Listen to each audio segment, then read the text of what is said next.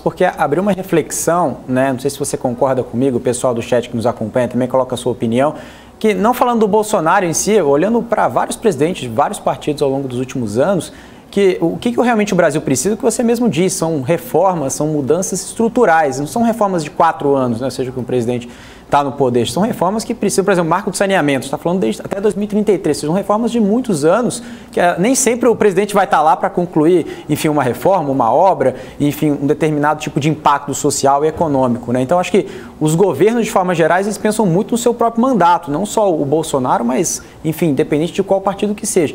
Queria que você tecesse um comentário sobre isso. E um outro ponto interessante, você também, né, trouxe críticas em relação ao atual do governo, Eduardo. Você disse em relação, né, essas críticas em relação até à própria Constituição. Você acredita, na sua opinião, né, que você descartou, né, ou seja, a possibilidade de um próximo governo fazer um trabalho, né, enfim, corrija se eu estiver errado, um trabalho eficiente em relação a isso. Então, a gente está num cenário que poderia ser Lula ou Bolsonaro. Se a gente está descartando o Bolsonaro, seria o presidente Lula, enfim, colocando aqui um fogo aqui no parquinho, ou você acredita que não seria nenhum dos dois? Falando da sua opinião em si, Eduardo, não sei se você também pode responder em relação a isso. Não, claro, começando pela primeira questão, o que eu comentava mesmo que nós sempre tenhamos que assumir que todo incumbente, todo presidente, todo líder político que está na frente do Poder Executivo, ele tem uma agenda própria, ele tem um programa de governo que, afinal de contas, foi aprovado pela sociedade. Mas, ainda assim, todo governante, ou pelo menos foi assim até 2018, ele governava tendo em vista certos parâmetros mínimos de civilidade, de moralidade, de respeito às regras do jogo. Quando o atual governo, particularmente nominado presidente Bolsonaro, assume, nós passamos a ter claramente não só um candidato, mas um presidente antissistema. O que eu quero dizer com presidente antissistema?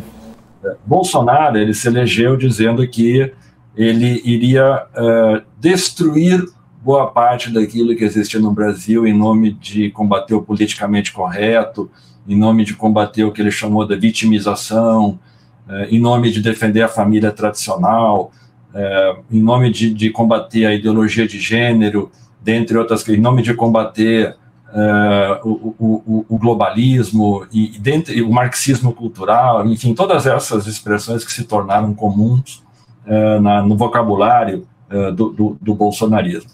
Então, este governo tem uma particularidade. Qual é? Na medida em que ele se apresenta como um governo antissistema, ele, por definição, não pode implementar a política pública. Porque se ele implementar a política pública, ele vai estar assumindo que ele quer melhorar a saúde, mas ele não quer melhorar a saúde, porque ele diz que ele é contra esse modelo. Se ele for investir em educação, ele terá que melhorar a educação, mas esse é um governo antissistema. Então, esse governo fica enredado em contradições dessa natureza, justamente porque o seu discurso é ser antissistema.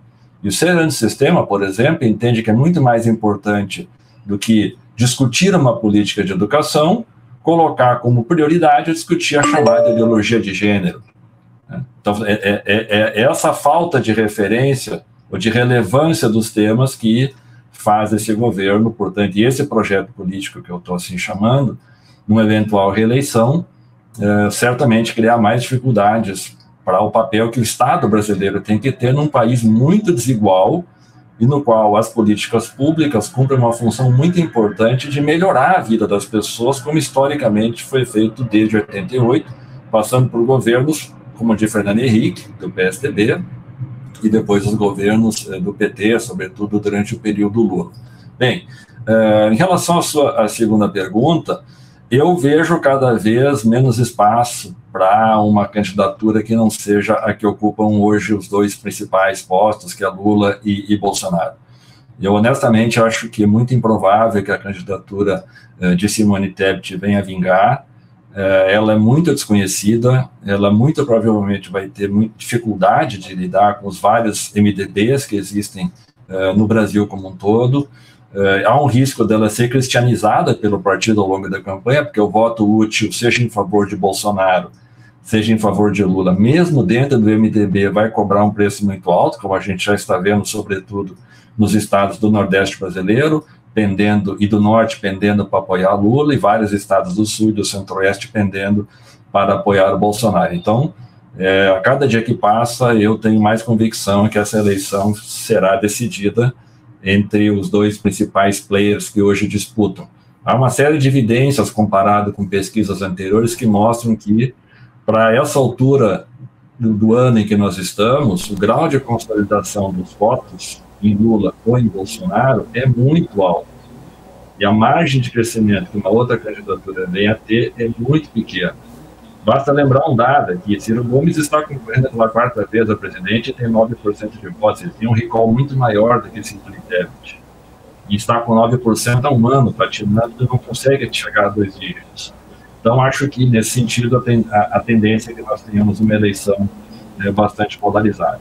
E se as pesquisas mostram adequadamente o cenário, nós hoje temos uma probabilidade, a cada dia que passa, também maior, de que o ex-presidente Lula venha a ser eleito.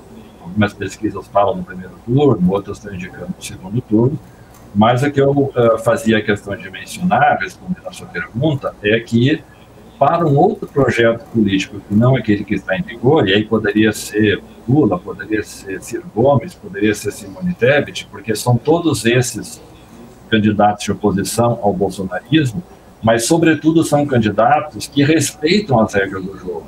São candidaturas que respeitam a moralidade do exercício do cargo. São candidaturas que têm a noção do que é um estadista que convive com o poder legislativo sem ser subserviente às emendas secretas do Centrão, e respeita as decisões do STF, porque é assim que a Constituição das democracias funciona. Então, seja qual for o presidente que vier a ser eleito, hoje nós temos uma eleição muito diferente daquela que até poucos anos atrás no Brasil existiam, porque nós temos 3 candidaturas fortes no campo que a gente chamaria dos democratas, que respeitam as regras do jogo, contra um candidato antissistema. Então, a minha referência mais importante aqui nós temos que resgatar no Brasil a lógica de que a democracia ela tem pesos e contrapesos, que um presidente não pode fazer qualquer estripulia constitucional, institucional, simplesmente porque ele julgue que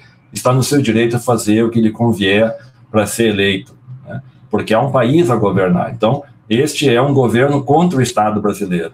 Este é um governo contra o federalismo no Brasil. Este é um governo contra as políticas públicas. Então, resgatar essas questões era a minha referência anterior, e isso vai cobrar um preço alto, porque a destruição feita no Brasil nos últimos anos, nos últimos 4 anos, ela não foi pequena.